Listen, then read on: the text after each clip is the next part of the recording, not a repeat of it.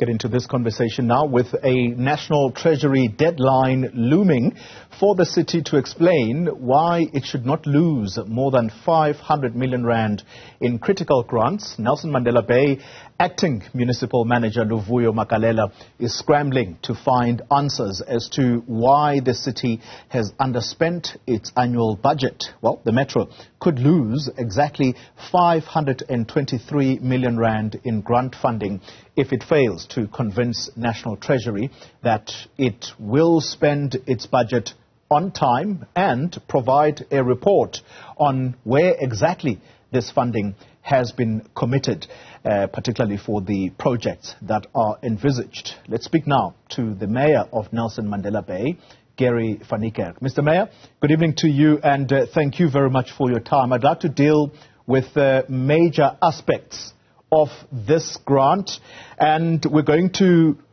tackle the Urban Settlement Development Grant. That is, I think, the biggest slice. That is going to be possibly taken away, 228.9 million rand. Why has this not been spent? Thank you. Let's rewind a little. If you recall, we received our grants late. Why did we receive our grants late? Our business plan was approved late, and that was no fault due to this municipality. What also transpired that our grants were also withheld. So we received our grants in October instead of at the beginning of the financial year. So if you look at October, that's I think approximately 4 months into the financial year already. And we've been working with that timeline ever since. So we've had October, November, December, and you said that we're going to concentrate your line of questioning is on the USDG grants. Yeah. So you must also keep in mind that December was also a short month. So up until then, we've actually spent 35%, which is below the 40%.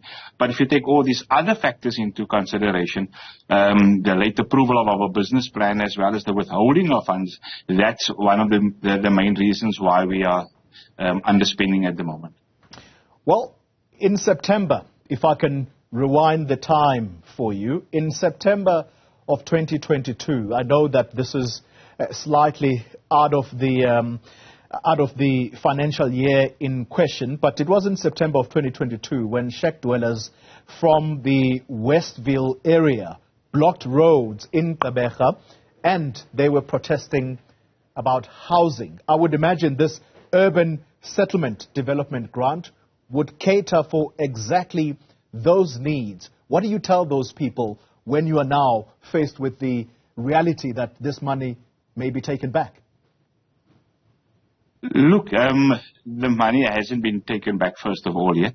I can tell you recently we've had more recent protests. Actually, you referred to 2022, I referred to 2023, where our residents in the Bayland area have been protesting for services as well.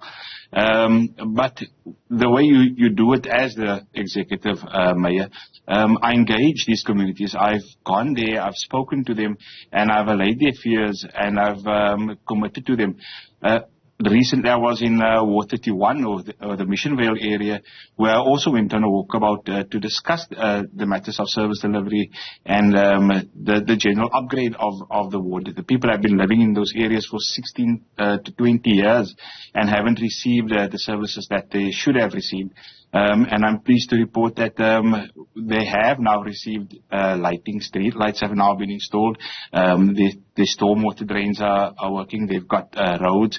So yes, we are doing the most we can do under very trying circumstances. So there's no reason for any alarms to be raised. I've seen on your show that some other politicians are raising the alarm already, saying that it's due to us being corrupt and so forth. That's not the issue. The issue here at play is it's basically a timing issue. We've got a similar letter. I just looked at the letter now. We would just come out of a meeting. A similar letter was written to us last year, beginning of January 2023, and we replied then. I wasn't the executive mayor then. We replied, and then we got all our grants. And when I just met with my EDs, the executive directors and MMCs about 20 minutes ago, when we discussed this issue, they reassured me that no, we will be spending all our grants. At minimum 90%, but many of the other grants, there are there's ISIP-G grant as well, the Informal Settlements Upgrade grant as well. So yes, we are, this is not the first time that it's happened, that we received a letter from National Treasury to say that they could be withholding grants and they want reasons. So tomorrow, the instruction or the request from them was that before the close of business tomorrow, they would like a reply, and the reply should state why they should not withhold funds from this metro. Mr. Mayor, you are putting it to a timing issue, to use your words, but National Treasury, in its documents, is very clear that this is, quote-unquote, underperformance, and you are working against a June 2024 financial year-end deadline. Are you going to meet that? I think when you asked the first question, I already said that they wanted us to be at 40%. That is what the letter states. If I can read it to you, it says, why expenditure reported as at 31 December 2023 is below 40%. And I've just told you that we've spent 35%. So we're not too far off, considering the fact that we received our grants 4 months late. So we've got another 4 months or so to spend this money. So it's not actual spending. You need to commit this money. So we do have contracts. We're going to sign our contracts with our service providers, our contractors. And that is what National Treasury wants to see, that you actually have contracts in place and therefore the money is committed. So like I said, I've already been guaranteed by my executive directors, by the acting city manager, by the COO, that there's no reason for us to be alarmed regarding the spending of grants. Well, I'm going to use the exact same words you've just used, alarm, and I will say to you that the residents are going to be alarmed by this, that there is even a possibility that money could be sent back to National Treasury, when in July last year there were protests, violent protests, trucks were burned, and what were people looking for or demanding? Electricity and water. Yet here we are, 120 million rand in your regional bulk infrastructure grant that might be lost. You just mentioned electricity. Let's use that as an example. I was just with the acting city manager. In fact, is the ED of electricity and energy. And when I discussed the spending regarding electricity and energy, he says that he told me in no uncertain terms that initially your spending is low, and because you're doing the tedious work of laying foundations and so forth, but your spending picks up towards the end of the financial year. So that is how these things work. It's happened last year. Here's the letter from National Treasury, the reply actually to National Treasury last year, and the very same concerns were raised last year. So there is no reason to be alarmed.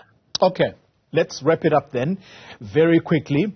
There does appear to be a pending motion of no confidence against you. Are you confident that you will survive that? I like how you brought that into the conversation. Now, the coalition is solid. Politically, we are stable. This coalition, we've got 62 members in our coalition, and we've got no fear regarding the actual.